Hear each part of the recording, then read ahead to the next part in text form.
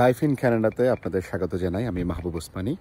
আজকে আমি আপনাদেরকে দেখাবো একটা বাড়ি বিক্রির জন্য, আমার নিজেরই লিস্টিং। কানাডাতে যারা থাকেন তারা তো জানেন, এখানে হয়তো অনেকেই জানেন, যারা বাড়িঘর আছে তারা তো অবশ্যই জানেন।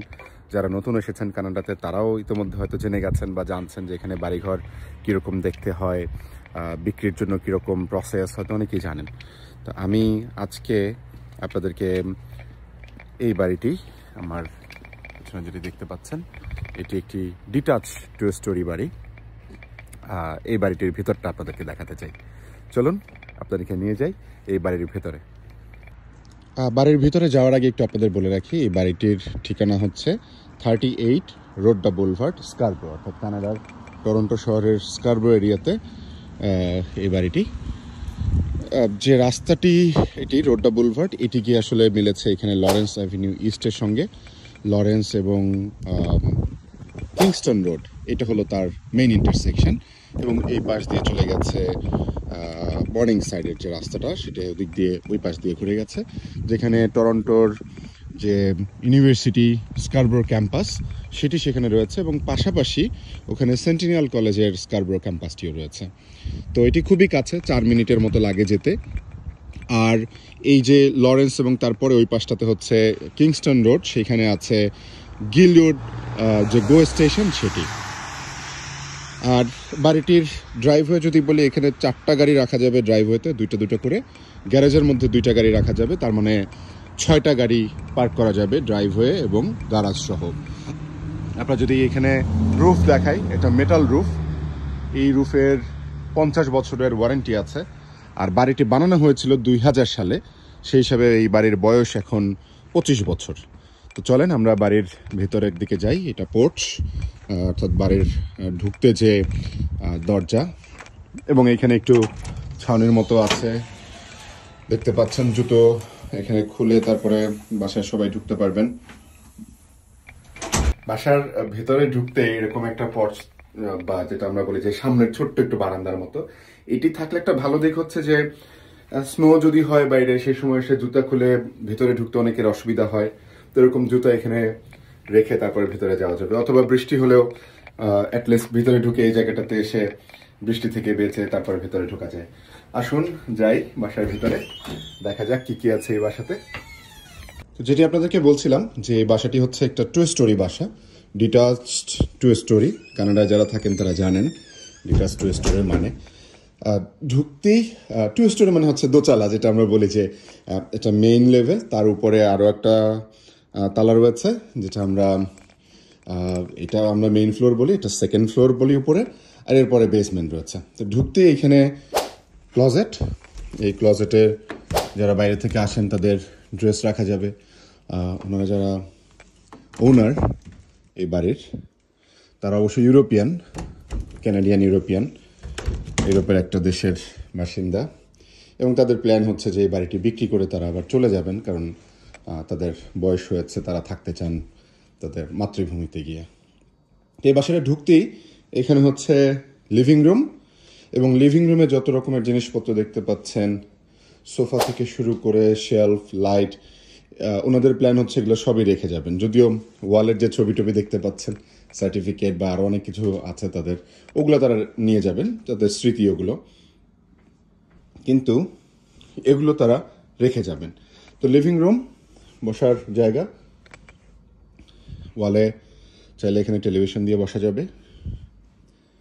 এখান থেকে বের হয়ে এই লিভিং রুম দিয়ে দেখেন দরজা, এই দরজা দিয়ে বের হলেই এই পাশটাতে কিচেন, রান্নাঘর ডান পাশে। লিভিং রুমের ফ্লোরটা দেখেন, এটা হার্ডউড ফ্লোর। সেই 2000 সালে বানানোর পরে আর তারা চেঞ্জ করেন নাই, তারা বিল্ডার থেকে কিনেছিলেন, এবং পুরো ঘরে আসলে এরকম হার্ডউড ফ্লোর, এবং ফ্লোরটা খুবই চমৎকার, এখনও ভালো রয়েছে। ফ্রিজ, এগুলো তো আসলে চেঞ্জ করা যায়, তাদের অনেক স্মৃতির চিহ্ন। স্টোভ, রেঞ্জ হুড, এখানে ডাবল সিঙ্ক, বাইরে ব্যাকইয়ার্ডটা দেখা যায় জানালা দিয়ে, স্নো পরে ঢেকে আছে পুরা। এখানে লিভিং রুমের পরে ডাইনিং স্পেস। এটা আজকে আমরা ওপেন হাউস করছিলাম, তো বেশ কয়েকজন এসে দেখে গেছেন, এবং ওপেন হাউসের জন্য আমাদের ফ্লায়ার্স। এই পাশ দিয়ে ডাইনিং স্পেসের পাশ দিয়ে হচ্ছে ব্যাকইয়ার্ডে যাওয়ার রাস্তা, অর্থাৎ এইখান থেকে আপনারা চাইলে ব্যাকইয়ার্ডে যেতে পারবেন। ব্যাকইয়ার্ডটা দেখেন, এই যে দরজা আছে এখানে, এবং খুলে এখানে বের হলেই আবার দেখেন একটু ইন্টারলক করা আছে, কয়েকটা স্টেপের একটু উঁচু এই জায়গাটা। এখানে বারবিকিউ করা যাবে, ওনাদের বারবিকিউ মেশিনটা যদি একটু বাইরে রাখা। আর সামারটা খুবই চমৎকার, কারণ ছোট ছোট গাছপালা আছে, অনেক চমৎকার সুন্দর সুন্দর ফুলের ব্যাপার স্যাপার এখানে হবে সামারে। এখন তো পুরাই একদম বরফে ঢাকা, আচ্ছাদিত তুষারে। তো ব্যাকইয়ার্ডটা খুবই স্পেশিয়াস এবং এনজয় করার মতো। তো হলো ব্যাকইয়ার্ড। আমরা এবারে চলে যাই পাশে, এটা হলো ফ্যামিলি রুম। তো 2 স্টোরি বাসাগুলোতে এরকম ফ্যামিলি রুম থাকে। দেখেন টেলিভিশন দিয়ে বসে এখানে বসেও পরিবারের মানুষদের সঙ্গে সময় কাটানো যায়। তাদের ছেলে মেয়েদের ছবি ওয়ালে। ছেলেমেয়েরা থাকেন না, চলে গেছেন পড়াশোনা শেষ করে কাজের সুবাদে বিভিন্ন দেশে। তাদের অনেক মেমোরিজ এখানে, জিনিসপত্রের। এই জায়গাটা দিয়ে হচ্ছে বেসমেন্টে যায়। বেসমেন্টে যাওয়ার 2টা রাস্তা আছে। তো এইটা একটা, আর পাশে দেখেন এই পাশ দিয়ে আমি আসলাম, ডান পাশে লন্ড্রি। এই লন্ড্রি রুম, ওয়াশার এই পাশে ড্রায়ার আছে শুকানোর জন্য। এই পাশ দিয়ে হচ্ছে নিচে গেলে বেসমেন্ট। আমি বেসমেন্ট একটু পরে যাই, আগে একটু আপনাদের উপরের অংশটা দেখাই নিয়ে আসি। উপরের অংশটা দেখানোর আগে একটু বলি, এটা মেইন ফ্লোরে একটা ওয়াশরুম আছে। এটাকে আমরা বলি পাউডার ওয়াশরুম অথবা হাফ ওয়াশরুম, অর্থাৎ এখানে গোসলের ব্যবস্থা নাই মেইন ফ্লোরে, শুধু কমোড এবং হাত মুখ ধোয়ার জন্য, ব্রাশ করার জন্য এখানে আছে। আর এটা একটা ঘোরানো সিঁড়ি, স্টেয়ারটা সেই হার্ডউড ফ্লোর যেটা বলছিলাম, সেই হার্ডউডের এই আপনার সিঁড়ি। তো সিঁড়ি দিয়ে আমরা উপরে যাচ্ছি। উপরে 4টা বেডরুম আছে এবং 2টা ফুল ওয়াশরুম আছে। 4টা বেডরুমের ডান পাশে উঠেই হচ্ছে, দেখেন পুরোটা একটু দেখে আপনাদের, এরকম দেখতে। ডান পাশের ওয়াশরুমটাতে, ডান পাশের বেডরুমটাতে যাই। এটাকে আমরা বলছি প্রাইমারি বেডরুম বা মাস্টার বেডরুম। দেখেন বেশ বড় কিন্তু, এবং এরকম কিং বেড দেওয়ার পরেও বেশ জায়গা। 2টা উইন্ডো আছে এই পাশে, ব্যাকইয়ার্ডটা দেখা যায় এখান থেকে, এবং এইখানে আরেকটা উইন্ডো।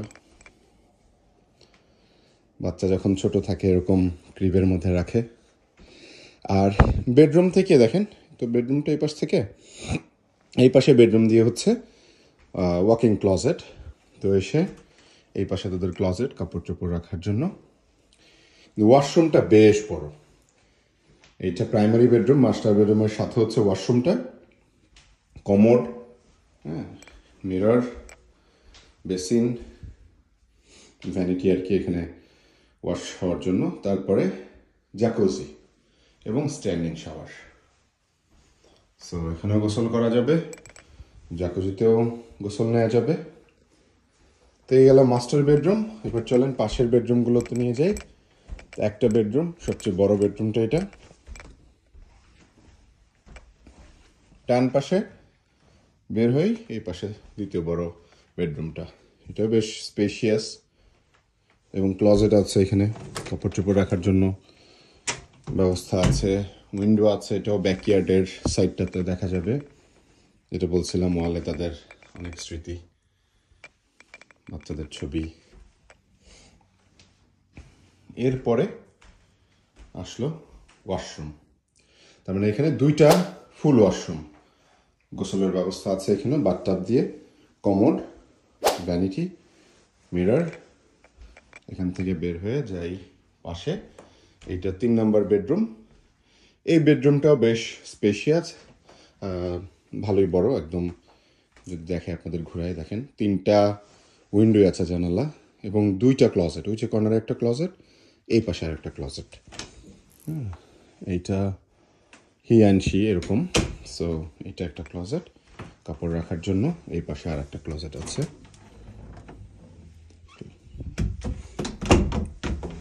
তো এই রুম থেকে বের হলাম, 3 নম্বর রুম থেকে আসছে 4 নম্বর রুমে যাওয়ার আগে একটু দেখাই, এটা একটা ক্লোজেট, এখানেও কাপড় চোপড় অথবা বালিশ, বালিশের কাভার, বেড কাভার ইত্যাদি রাখা যাবে। এটা 4 নম্বর বেডরুম।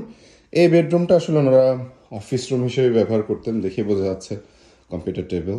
এবং এইটা কিন্তু যে রাস্তার ধারে এই পাশটাতে দেখা যাচ্ছে, দেখেন আপনাদের শুরুতে যে দেখিয়েছিলাম গ্যারাজের ছাদ, এবং এই জানলাটা অনেক বড়। এখানে ক্লোজেট আছে। তো এই গেল 4 নম্বর বেডরুম। এবং যেগুলো আপনারা দেখতে পাচ্ছেন জিনিসপত্র, যেহেতু ওনারা কানাডা ছেড়ে চলে যাবেন, সো ওনাদের প্ল্যান হচ্ছে এই বাড়িটি যারা কিনবেন তাদেরকে এগুলো দিয়ে যাবেন, এবং প্রাইসের মধ্যেই ওনারা চেষ্টা করবেন দিয়ে দেওয়ার জন্য। তার মানে এই 2টা বেডরুম হচ্ছে রাস্তার ধারে মুখ করা, আর 2টা বেডরুম ওই পাশটাতে ব্যাকইয়ার্ডের দিকে মুখ করা। তো এই হলো উপরের। এবারে চলেন আমরা যাই হচ্ছে বেসমেন্ট দেখতে।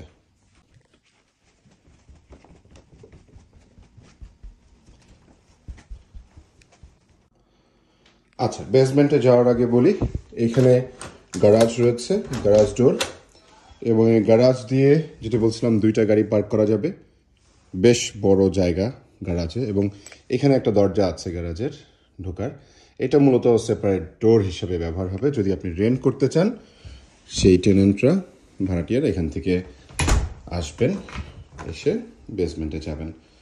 চলেন যাই নিচে, সিঁড়ি দিয়ে নিচে নামছি। নেমে শুরুতে একটু জায়গা এরকম করিডোরের মতো বেশ চওড়াই, এখানে সোফা দিয়ে রাখা আছে, সোফা এখানে বসা যাবে এরকম। এই জায়গাটাতে ডান পাশে একটা কোল্ড স্টোরেজ আমরা বলি, ওনাদের জিনিসপত্র রাখা আছে, কোল্ড রুম। এই পাশে ইলেকট্রিক প্যানেল 100 MPS। আর এই পাশ দিয়ে ওই যে আমি সিঁড়ি দিয়ে নেমেছিলাম, এই পাশের নেমে দেখেন এইটা এরকম, এই পাশ দিয়ে এসে লিভিং রুম, চাইলে বেডরুমেও কনভার্ট করা যায়। উইন্ডো আছে, এখানে একটা ক্লোজেট আছে, কাপড় চোপড় রাখা যাবে। এইটা লিভিং স্পেসটা পার হয়ে গিয়ে দেখেন বেডও রাখা আছে, 2জন মানুষ ইজিলি ঘুমাতে পারেন এরকম। তাদের যে ট্রেডমিল আছে দৌড়ানোর, এগুলো সবই রেখে যাবেন, তারা কোনোটাই নেবেন না। যারা নতুন ওনার তাদের জন্য রাখা থাকবে। এই পাশটাতে কিচেন, রান্নাঘর বেসমেন্টের। এটা ফ্রিজ আছে, এখানে স্টোভ আছে, range hood, cabinet, faucet, basin. আর এই পাশটাতে হচ্ছে ফার্নেস রুম। ফার্নেসটা 2023 সালে তারা আপগ্রেড করেছেন, নতুন ফার্নেস। আর এটি ওয়াটার ট্যাঙ্ক যেটা আমরা বলছি, এটি 2021 সালে তারা রিপ্লেস করেছেন নতুন করে। এই পাশটাতে ডাইনিং স্পেস দেওয়া যাবে, চাইলে ডাইনিং স্পেস দিয়ে খাওয়া দাওয়ার জন্য বসা যাবে। এবং এইটা আর একটা বেডরুম করা যাচ্ছে এখানে, যদি ওয়াল দিয়ে দেওয়া যায়, এটা একটা বেডরুম, সেই হিসেবে এটা 2টা বেডরুম আমরা বলছি। এইখানে ওয়াশরুম বেসমেন্টে, স্ট্যান্ডিং শাওয়ার, ফ্যান ঘুরছে, এক্সস্ট, বেসিন আছে এখানে, কমন। এখান থেকে বের হয়ে একটু করিডোরের মতো আছে, এখানেও কিছু একটা করা যাবে চাইলে। এবং এইখানে আরেকটা বেডরুম। সো 2টা বেডরুম আমরা এইভাবে বলছি। এখানে উইন্ডো আছে, দেখেন বেড রাখা আছে। ওনাদের আসলে অনেক জিনিসপত্র ভাড়া দেন না, নিজেরাই থাকেন। এখানেও ক্লোজেটের মতো আছে, জিনিসপত্র রাখা যাবে, যারা এই বেডরুমে থাকবে তাদের জিনিসপত্র এখানে রাখতে পারবেন। তো মোটামুটি এই হলো বেসমেন্টের অবস্থা। সো যেটা বলছিলাম যে এই জায়গা থেকে আমি নেমেছিলাম, এবং এই জায়গাতে দেখেন আরেকটা স্পেস, আরেকটা স্টেয়ার রয়েছে উপরে যাওয়ার জন্য। চলেন একটু যাই উপরে। তার মানে 2টা ডোর বেসমেন্টে আসার, 2টা জায়গা। এখান থেকে উপরে উঠলাম, আর এখান থেকে আমি গিয়েছিলাম লন্ড্রি রুম দিয়ে। তো এই হলো মোটামুটি এই বাড়ির বিস্তারিত ভিতরের। আমি আপনাদেরকে জানাই, যদি কারো কানাডার সম্পর্কে জানতে অথবা কানাডার বাড়িঘর সম্পর্কে জানতে চান, লাইফ ইন কানাডার সঙ্গে সংযুক্ত থাকতে পারেন, আমাদের সঙ্গে বা আমার সঙ্গে যোগাযোগ করতে পারেন। যে কোনো কিছু জানার জন্য। তো আশা করছি আপনাদের এই ট্যুরটা ভালো লেগেছে। এরকম আরও হোম ট্যুর অর্থাৎ বাড়িঘরের ট্যুর অথবা কোনো কমার্শিয়াল স্পেস বলেন অথবা কানাডার বিভিন্ন লোকেশন আমরা প্ল্যান আছে আমাদের লাইফ ইন কানাডার পক্ষ থেকে আপনাদেরকে নিয়ে যাব সেই সব জায়গাতে দেখাবো। যারা কানাডায় থাকেন তারা তো যেতেই পারছেন খুব সহজে, কিন্তু কানাডার বাইরে থেকে যারা কানাডা সম্পর্কে জানতে চান, বাংলাদেশে যারা আছেন অথবা বাংলা ভাষাভাষী মানুষ যারা বিভিন্ন দেশে ছড়িয়ে ছিটিয়ে আছেন কানাডার বাইরে, তাদের জন্য আমাদের কাছে মনে হচ্ছে লাইফ ইন কানাডার এই পেজ এবং আমাদের গ্রুপ একটা সহায়ক ভূমিকা পালন করবে। নানান রকমের তথ্য উপাত্ত দিয়ে আপনাদের সামনে আমরা হাজির হতে পারবো এবং আশা করছি কানাডায় যদি কেউ আসতেও চান ইমিগ্রেশন নিয়ে, তারা আসার আগে অনেক কিছু জেনে বুঝে তারপর আসতে পারবেন। সবাইকে ধন্যবাদ, ভালো থাকেন সবাই।